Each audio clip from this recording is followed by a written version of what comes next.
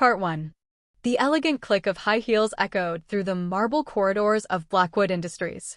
Victoria Sterling, with her perfectly tailored black suit and blood-red lipstick, commanded attention without saying a word.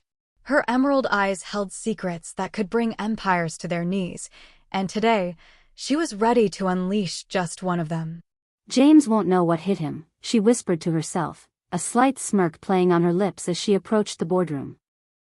10 years ago, Victoria had been a bright-eyed intern at this very company, full of dreams and ambition. Now, after clawing her way up from the ashes of betrayal, she stood as the CEO of a rival corporation, Sterling Enterprises. Victoria. What an unexpected pleasure, James Richardson, the CEO of Blackwood Industries, called out as she entered the boardroom. To what do we owe this visit? The board members shifted uncomfortably in their seats. Victoria's reputation preceded her, and her presence never meant good news. Oh, James. Always the charmer, she purred, taking a seat at the opposite end of the table. I thought it was time we had a little chat about Project Phoenix. The color drained from James's face. Project Phoenix was Blackwood's most closely guarded secret, a revolutionary technology that would reshape the industry. Or so they thought. I don't know what you're talking about, James stammered, loosening his tie. No? Then perhaps these might refresh your memory. Victoria slid a folder across the polished table. As James opened it, his hands trembled. Inside were documents proving that Project Phoenix had been stolen from Victoria's original designs when she was an intern. The same designs that mysteriously disappeared right before she was fired on false accusations of corporate espionage. You see, James, karma has a wonderful sense of humor, Victoria continued, standing up slowly. 10 years ago, you took everything from me. My career, my reputation, my trust. But you forgot one thing, you can't break someone who refuses to be broken. This is impossible, James muttered, flipping through the papers frantically. How did you get the proof? Let's just say not everyone in your inner circle is as loyal as you think. Now, shall we discuss the terms of Blackwood's surrender, or would you prefer this goes public? The board members exchanged nervous glances. Victoria's revenge was just beginning, and this was merely the first act in a carefully orchestrated play of retribution. Part 2. The tension in the boardroom was suffocating. James Richardson stood up abruptly, his chair screeching against the floor. You think you can just waltz in here and threaten me? He snarled, his composed facade crumbling. I made you, Victoria. Without me, you'd still be making coffee runs. Made me? Victoria laughed, the sound sharp as glass. No, James. You tried to destroy me. But instead, you created your worst nightmare. She pressed a button on her phone, and suddenly, the boardroom screens flickered to life. Security footage began playing, showing James in his office 10 years ago, orchestrating Victoria's downfall with his then head of security. Turn that off immediately. James shouted, lunging for the control panel. I wouldn't do that if I were you, Victoria warned, her voice ice-cold. This footage is already being streamed to every major news outlet in the country. The board members started whispering among themselves. One of them, Richard Cooper, stood up. James, what the hell is this? You told us she was caught stealing company secrets. Victoria's smile widened as she watched the chaos unfold. She pulled out another document from her briefcase. Oh, and before I forget, here's my favorite part. The offshore accounts where you've been hiding the company's funds. Quite clever, really. But not clever enough. James lunged across the table at Victoria, his face contorted with rage. Two security guards, her security guards, emerged from the doorway, restraining him. You crazy witch.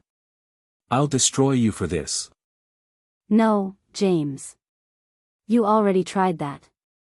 Now it's my turn. She turned to address the board. Ladies and gentlemen, in exactly 1 hour, your stock will plummet. Your reputation will be in shambles. Unless Unless what? Richard asked, wiping sweat from his brow. Unless you vote to merge with Sterling Enterprises. Under my leadership, of course. And James, well, he can enjoy early retirement. In prison. The board members looked at each other, then at James, who was still struggling against the guards. The evidence was damning, the situation impossible. You won't get away with this, James spat. But I already have, Victoria replied, checking her watch. Tick-tock, ladies and gentlemen. The press conference begins in 55 minutes. Choose wisely. The room erupted into chaos as board members argued among themselves, while Victoria stood calmly at the head of the table, savoring every second of her long-awaited revenge. Part 3. The next morning, Victoria stood at the podium of Blackwood Industries' press conference room, cameras flashing before her. The merger had been approved in a landslide vote, with only James's most loyal cronies opposing.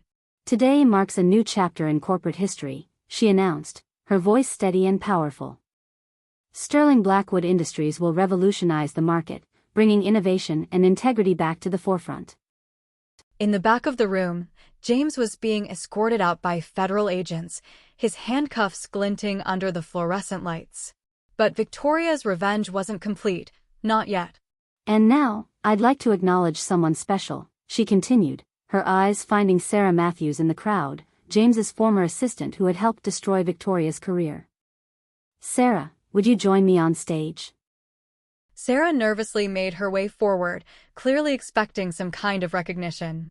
Instead, Victoria's smile turned predatory. Sarah here played an instrumental role in uncovering the truth. In fact, she kept detailed records of every illegal action she helped James commit over the past decade. Sarah's face went pale as two more federal agents appeared beside her. Of course, she thought trading that information would grant her immunity.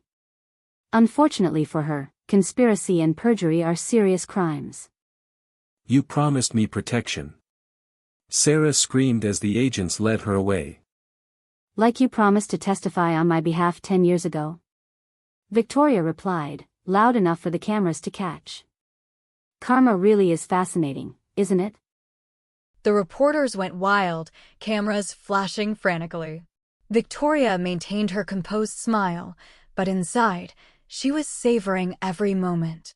One by one, she had dismantled the people who had conspired against her. Now, let's discuss the future, she addressed the crowd again. Project Phoenix will launch next quarter, under its original patent holder, me. Later that evening, Victoria sat in what used to be James's office, now hers, sipping champagne. Her phone buzzed with a message from her private investigator. All targets neutralized. Richardson's reputation is destroyed. Matthews is facing 20 years. The rest have resigned in disgrace. Perfect, she whispered, gazing out at the city skyline. She opened her desk drawer and pulled out an old ID badge, her intern photo from 10 years ago. The young, innocent smile looked back at her, reminding her of everything she'd lost and everything she'd gained.